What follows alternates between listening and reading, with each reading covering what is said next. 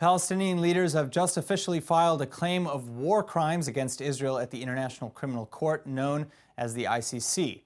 This is ostensibly the highest level court system in the world, tasked with investigating potential war crimes committed by foreign governments. In this case, the Palestinians are urging the ICC to investigate Israel's plan to demolish a Bedouin village in the West Bank, one which the state claims was illegally built. The village in question, Khan al-Ahmar, was officially greenlit for demolition earlier this month following the High Court's go-ahead. This particular village has been mired in legal red tape for years now, with both sides bitterly fighting in court. The 173 Bedouin who lived in the village are said to originally be from a Negev village in southern Israel.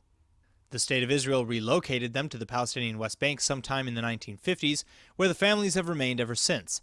Several years ago, the residents began erecting makeshift tents to live in, and Israeli officials say these structures were built illegally without Israeli permission or permits. But the residents argue that they had no other option and nowhere else to go, considering the state originally evicted them in the first place with no resettlement option. هم بدعوا انهم بدهم يحسنوا الحاله المعيشيه لهالسكان التجمع، ولكن عندما ذهبنا الى اول تجمع اللي هو في منطقه شرقي العزريه هو موجود على محل قمامه لا يصلح للعيش البشري.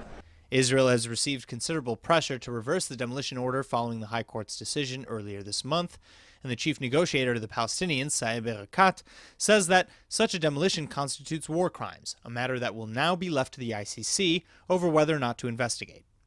United States National Security Advisor John Bolton has threatened the ICC not to attack America's allies on the global stage. Bolton has slammed the courts for being ineffective, unaccountable, and indeed outright dangerous in the past.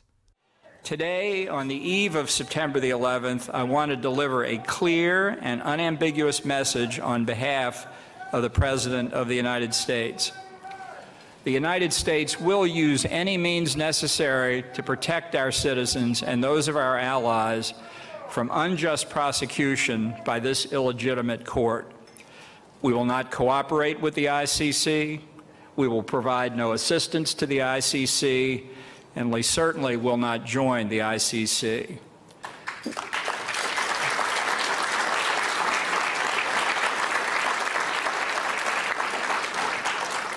We will let the ICC die on its own.